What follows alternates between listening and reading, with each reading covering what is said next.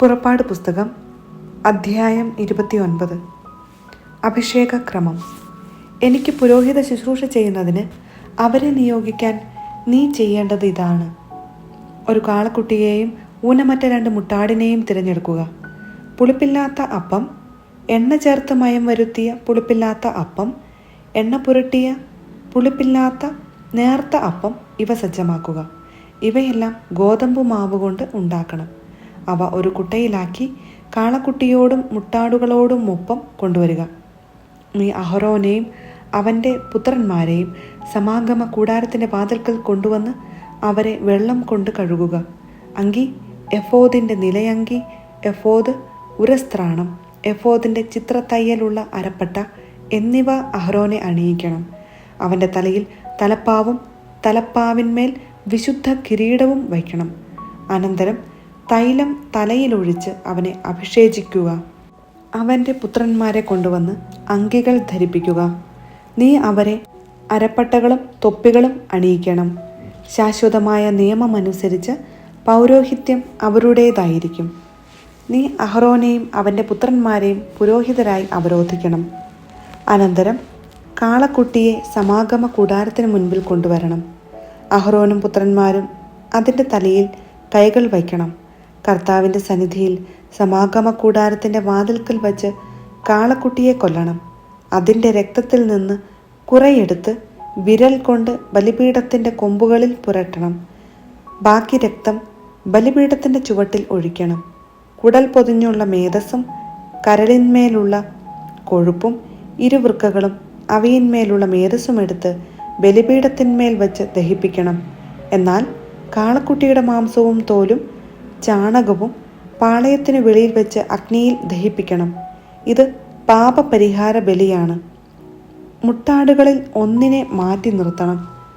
അഹരോനും പുത്രന്മാരും അതിൻ്റെ തലയിൽ കൈകൾ വയ്ക്കട്ടെ. അതിനെ കൊന്ന് രക്തമെടുത്ത് ബലിപീഠത്തിന് ചുറ്റും ഒഴിക്കണം. അതിനെ കഷണങ്ങളായി മുറിച്ചതിനു ശേഷം അതിൻ്റെ ആന്തരികാവയവങ്ങളും കാലുകളും കഴുകണം. ഇവ മറ്റു കഷണങ്ങളുടെയും തലയുടെയും കൂടെ വയ്ക്കണം. മുട്ടാടിനെ മുഴുവൻ ബലിപീഠത്തിൽ വെച്ച് ദഹിപ്പിക്കണം. ഇത് കർത്താവിനുള്ള ദഹന ബലിയാണ്, കർത്താവിന് പ്രസാദകരമായ സുഗന്ധം. അനന്തരം അടുത്ത മുട്ടാടിനെയും കൊണ്ടുവരണം. അഹരോനും പുത്രന്മാരും അതിൻ്റെ തലയിൽ കൈകൾ വയ്ക്കണം. അതിനെ കൊന്ന് കുറച്ചെടുത്ത് അഹരോൻ്റെയും പുത്രന്മാരുടെയും വലത്തു ചെവിയുടെ അഗ്രത്തിലും വലത്തു കൈയുടെ തള്ളവിരലിലും വലത്തുകാലിൻ്റെ പെരുവിരലിലും പുരട്ടുകയും ബാക്കി ബലിപീഠത്തിന് ചുറ്റും ഒഴിക്കുകയും വേണം. ബലിപീഠത്തിലുള്ള രക്തത്തിൽ നിന്നും അഭിഷേക തൈലത്തിൽ നിന്നും കുറച്ചെടുത്ത് അഹരോൻ്റെ മേലും അവൻ്റെ വസ്ത്രത്തിന്മേലും അവൻ്റെ പുത്രന്മാരുടെ മേലും അവരുടെ വസ്ത്രത്തിന്മേലും തളിക്കണം. അങ്ങനെ അവനും പുത്രന്മാരും അവരുടെ വസ്ത്രങ്ങളും ശുദ്ധീകരിക്കപ്പെടും. അതിനുശേഷം നീ മുട്ടാടിൻ്റെ മേധസ്സും കൊഴുത്ത വാലും കുടൽ പൊതിഞ്ഞിരിക്കുന്ന മേധസ്സും കരളിന്മേലുള്ള കൊഴുപ്പും ഇരുവൃക്കകളും അതിന്മേലുള്ള മേധസ്സും വലത്തെ കുറകും എടുക്കണം. കാരണം അത് അഭിഷേകത്തിനുള്ള മുട്ടാടാണ്. കർത്താവിൻ്റെ സന്നിധിയിൽ വച്ചിരിക്കുന്ന പുളിപ്പില്ലാത്ത അപ്പത്തിൻ്റെ കുട്ടയിൽ നിന്ന് ഒരപ്പവും എണ്ണ ചേർത്ത് മയം വരുത്തിയ ഒരപ്പവും നേർത്ത ഒരപ്പവും എടുക്കണം. ഇവയെല്ലാം അഹരോൻ്റെയും പുത്രന്മാരുടെയും കരങ്ങളിൽ വച്ച് കർത്താവിൻ്റെ സന്നിധിയിൽ നീരാജനം ചെയ്യണം. അനന്തരം അത് അവരുടെ കൈകളിൽ നിന്നും വാങ്ങി ദഹനബലിയോടൊന്നിച്ച് ബലിപീഠത്തിൽ വെച്ച് ദഹിപ്പിക്കണം. ഇത് കർത്താവിനുള്ള ദഹനബലിയാണ്, കർത്താവിനു പ്രസാദകരമായ സുഗന്ധം. അഹരോൻ്റെ അഭിഷേകത്തിനായി അർപ്പിച്ച മുട്ടാടിൻ്റെ നെഞ്ചെടുത്ത് കർത്താവിൻ്റെ സന്നിധിയിൽ നീരാജനം ചെയ്യുക. ഇത് നിന്റെ ഓഹരിയായിരിക്കും. അഭിഷേകത്തിനായി അർപ്പിക്കുന്ന മുട്ടാടിൽ നിന്ന് നീരാജനം ചെയ്ത നെഞ്ചും കുറകും വിശുദ്ധീകരിച്ച് അഹരോനും പുത്രന്മാർക്കുമായി മാറ്റി വയ്ക്കണം. ഇസ്രായേൽ ജനത്തിൽ നിന്ന് അഹരോനും പുത്രന്മാർക്കും നിയമപ്രകാരം എന്നും ലഭിക്കേണ്ട അവകാശമാണിത്. ഇസ്രായേൽ ജനം സമാധാന ബലിയിൽ നിന്ന് നീരാജനം ചെയ്ത് കർത്താവിന് സമർപ്പിക്കുന്ന കാഴ്ചയും അഹ്റോന്റെ വിശുദ്ധ വസ്ത്രങ്ങൾ അവനുശേഷം അവൻ്റെ പുത്രന്മാർക്കുള്ളതായിരിക്കും. അവർ പുരോഹിതരായി അഭിഷിക്തരാകുന്നതും നിയോഗിക്കപ്പെടുന്നതും അവ ധരിച്ചുകൊണ്ടായിരിക്കണം. അവൻ്റെ സ്ഥാനത്ത് പുരോഹിതനാകുന്ന അവൻ്റെ പുത്രൻ വിശുദ്ധ സ്ഥലത്ത് ശുശ്രൂഷ ചെയ്യുന്നതിന് സമാഗമ കൂടാരത്തിൽ വരുമ്പോൾ 7 ദിവസം അത് ധരിക്കണം. അഭിഷേകത്തിന് അർപ്പിക്കുന്ന മുട്ടാടിൻ്റെ മാംസമെടുത്ത് വിശുദ്ധമായ ഒരു സ്ഥലത്ത് വച്ച് വേവിക്കണം.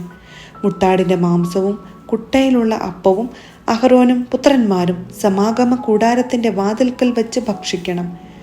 തങ്ങളുടെ അഭിഷേകത്തിൻ്റെയും വിശുദ്ധീകരണത്തിൻ്റെയും വേളയിൽ പാപപരിഹാരത്തിനായി അർപ്പിക്കപ്പെട്ട വസ്തുക്കൾ അവർ മാത്രം ഭക്ഷിക്കട്ടെ. അവ വിശുദ്ധമാകയാൽ അന്യർ ഭക്ഷിക്കരുത്. അഭിഷേകത്തിനു വേണ്ടിയുള്ള മാംസമോ അപ്പമോ പ്രഭാതത്തിൽ അവശേഷിക്കുന്നെങ്കിൽ അഗ്നിയിൽ ദഹിപ്പിച്ചു കളയണം. അത് വിശുദ്ധമാകയാൽ ഭക്ഷിക്കരുത്. ഞാൻ നിന്നോട് കൽപ്പിച്ചിട്ടുള്ളതുപോലെ അഹരോനോടും പുത്രന്മാരോടും അനുവർത്തിക്കുക. അവരുടെ അഭിഷേക കർമ്മം 7 ദിവസം നീണ്ടു നിൽക്കണം. പാപപരിഹാര ബലിയായി ഓരോ ദിവസവും ഓരോ കാളക്കുട്ടിയെ അർപ്പിക്കണം. ബലിപീഠത്തിൽ പരിഹാരബലി അർപ്പിക്കുക വഴി അതിൽ നിന്ന് പാപം തുടച്ചു നീക്കപ്പെടും. അനന്തരം അതിനെ അഭിഷേചിച്ച് വിശുദ്ധീകരിക്കുക. 7 ദിവസം പരിഹാരബലി നടത്തി ബലിപീഠത്തെ ശുദ്ധീകരിക്കുക. അപ്പോൾ ബലിപീഠം അതിവിശുദ്ധമാകും. ബലിപീഠത്തെ സ്പർശിക്കുന്നതെന്തും വിശുദ്ധമാകും. അനുദിന ബലികൾ. ബലിപീഠത്തിൽ അർപ്പിക്കേണ്ടത് ഇവയാണ്: 1 വയസ്സുള്ള 2 ആട്ടിൻകുട്ടികളെ വീതം എല്ലാ ദിവസവും അർപ്പിക്കണം. ഒന്നിനെ പ്രഭാതത്തിലും മറ്റേതിനെ സായാഹ്നത്തിലുമാണ് അർപ്പിക്കേണ്ടത്. ഒന്നാമത്തെ ആട്ടിൻകുട്ടിയോടൊപ്പം 4/1 ഹിൻ ശുദ്ധമായ ഒലിവെണ്ണയിൽ കുഴച്ച 10 ഏഫാ മാവും പാനീയ ബലിയായി 4/1 ഹിൻ വീഞ്ഞും സമർപ്പിക്കണം. പ്രഭാതത്തിലെന്ന പോലെ സായാഹ്നത്തിൽ 2ാമത്തെ ആട്ടിൻകുട്ടിയെ ധാന്യബലിയോടും പാനീയ ബലിയോടുമൊത്ത് സുഗന്ധവാഹിയായ ദഹനബലിയായി കർത്താവിന് അർപ്പിക്കണം. ഞാൻ നിങ്ങളെ കാണുകയും നിങ്ങളോട് സംസാരിക്കുകയും ചെയ്യുന്ന സമാഗമ കൂടാരത്തിൻ്റെ വാതിൽക്കൽ കർത്താവിൻ്റെ സന്നിധിയിൽ തലമുറ തോറും നിങ്ങൾ അനുദിനം അർപ്പിക്കേണ്ട ദഹനബലിയാണിത്. അവിടെ വച്ച് ഞാൻ ഇസ്രായേൽ ജനത്തെ സന്ദർശിക്കും. എൻ്റെ മഹത്വത്താൽ അവിടം വിശുദ്ധീകരിക്കുകയും ചെയ്യും. സമാഗമ കൂടാരവും ബലിപീഠവും ഞാൻ വിശുദ്ധീകരിക്കും. എനിക്ക് പുരോഹിത ശുശ്രൂഷ ചെയ്യുന്നതിനായി അഹരോനെയും പുത്രന്മാരെയും ഞാൻ വിശുദ്ധീകരിക്കും. ഞാൻ ഇസ്രായേൽ ജനത്തിൻ്റെ മധ്യേ വസിക്കും. അവരുടെ ദൈവമായിരിക്കുകയും ചെയ്യും. അവരുടെ ഇടയിൽ വസിക്കാൻ വേണ്ടി അവരെ ഈജിപ്തിൽ നിന്ന് കൊണ്ടുവന്ന അവരുടെ ദൈവമായ കർത്താവ് ഞാനാണെന്ന് അവർ അറിയും. ഞാനാണ് അവരുടെ ദൈവമായ കർത്താവ്.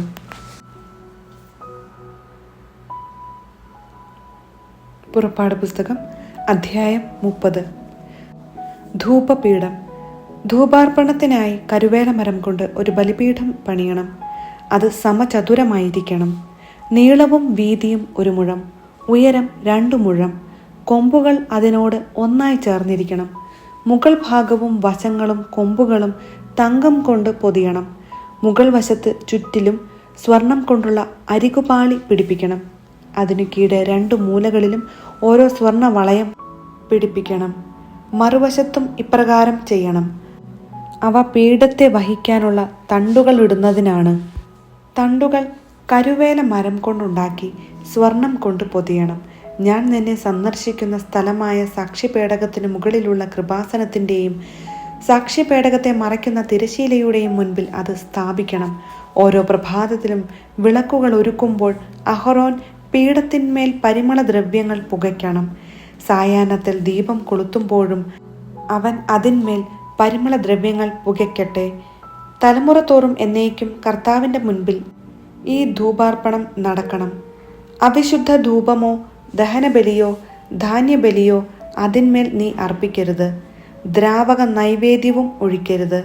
പാപപരിഹാര ബലിയുടെ രക്തം കൊണ്ട് വർഷത്തിലൊരിക്കൽ അഹരോൻ അതിൻ്റെ കൊമ്പുകളിൽ പരിഹാര കർമ്മം അനുഷ്ഠിക്കണം. തലമുറ തോറും ഇപ്രകാരം ചെയ്യണം. ഇത് കർത്താവിന് അതിവിശുദ്ധമാണ്. കർത്താവ് മോശയോട് അരുളി ചെയ്തു: ഇസ്രായേലിൽ ജനസംഖ്യ കണക്കെടുക്കുമ്പോൾ തങ്ങളുടെ ഇടയിൽ മഹാമാരി ഉണ്ടാകാതിരിക്കാൻ ഓരോരുത്തരും തങ്ങളുടെ ജീവന് വേണ്ടി കർത്താവിന് മോചനദ്രവ്യം കൊടുക്കണം. ജനസംഖ്യ കണക്കിൽ ഉൾപ്പെടുന്ന ഓരോ വ്യക്തിയും വിശുദ്ധ മന്ദിരത്തിൽ നിലവിലുള്ള കണക്കനുസരിച്ച് 1/2 ഷെക്കൽ വീതം കർത്താവിന് കാണിക്കയായി കൊടുക്കണം. 1 ഷെക്കൽ 20 ഗേര. ജനസംഖ്യ കണക്കിൽ ഉൾപ്പെടുന്ന 20 വയസ്സും അതിനുമേലും പ്രായമുള്ള ഓരോ വ്യക്തിയും ഈ കാണിക്ക കർത്താവിന് നൽകണം. പാപപരിഹാരത്തിനായി കർത്താവിന് ഈ കാണിക്ക നൽകുമ്പോൾ 1/2 ഷെക്കൽ മാത്രമേ നൽകാവൂ. ധനികൻ കൂടുതലോ ദരിദ്രൻ കുറവോ കൊടുക്കാൻ പാടില്ല. ഇസ്രായേൽ ജനത്തിൽ നിന്ന് പാപപരിഹാരത്തുക സ്വീകരിച്ച് സമാഗമ കൂടാരത്തിലെ ശുശ്രൂഷയ്ക്ക് ഉപയോഗിക്കണം. അങ്ങനെ നിങ്ങൾക്ക് പാപപരിഹാരത്തിനുതകും വിധം അത് ഇസ്രായേൽ ജനത്തെ കർത്താവിൻ്റെ സ്മരണയിൽ കൊണ്ടുവരും. കർത്താവ് മോശയോട് അരുളി ചെയ്തു, ഓടുകൊണ്ട് ഒരു ക്ഷാളനപാത്രം നിർമ്മിക്കണം. അതിൻ്റെ പീഠവും ഓടുകൊണ്ടുള്ളതായിരിക്കണം. അത് സമാഗമ കൂടാരത്തിനും ബലിപീഠത്തിനും ഇടയ്ക്ക് വയ്ക്കണം. അതിൽ വെള്ളമൊഴിക്കണം. അഹ്റോനും പുത്രന്മാർക്കും കൈകാലുകൾ കഴുകുന്നതിനു വേണ്ടിയാണത്.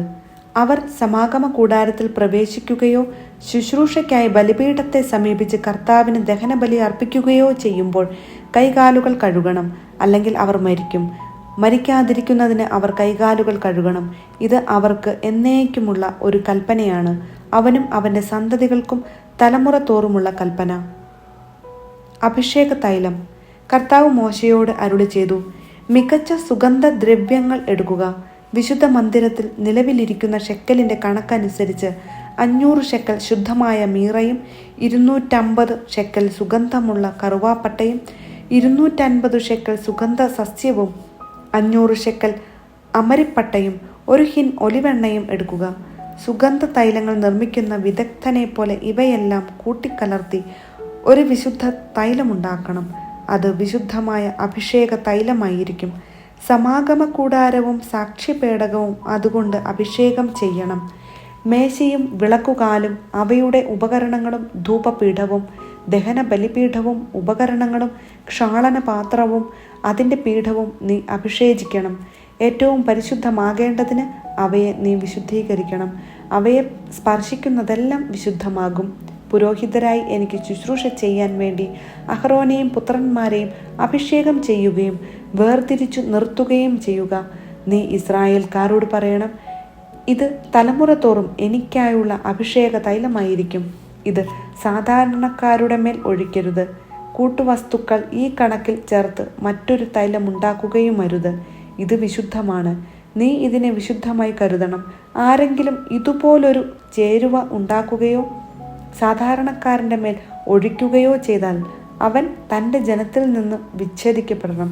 കർത്താവ് മോശയോട് അരുളി ചെയ്തു, ദേവദാരു തൈലം, നറുംപശ, ഗുൽഗുലു, കുന്തുരുക്കം എന്നീ സുഗന്ധദ്രവ്യങ്ങൾ സമമായി എടുക്കുക.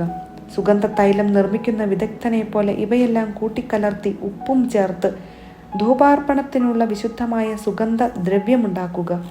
അതിൽ നിന്ന് കുറേയെടുത്ത് നേർമയായി പൊടിച്ച് ഒരു ഭാഗം ഞാൻ നിങ്ങളെ സന്ദർശിക്കുന്ന സമാഗമ കൂടാരത്തിലെ സാക്ഷ്യപേടകത്തിൻ്റെ മുൻപിൽ വയ്ക്കുക. അതിനെ ഏറ്റവും പവിത്രമായി കരുതണം. നിങ്ങൾക്കു വേണ്ടി ഈ ചേരുവ കണക്കനുസരിച്ച് സുഗന്ധദ്രവ്യം ഉണ്ടാക്കരുത്. കർത്താവിന് വിശുദ്ധമായ ഒന്നായി ഇതിനെ കരുതണം. പരിമളത്തിനു വേണ്ടി ആരെങ്കിലും അതുണ്ടാക്കിയാൽ അവൻ തൻ്റെ ജനത്തിൽ നിന്ന് വിച്ഛേദിക്കപ്പെടണം.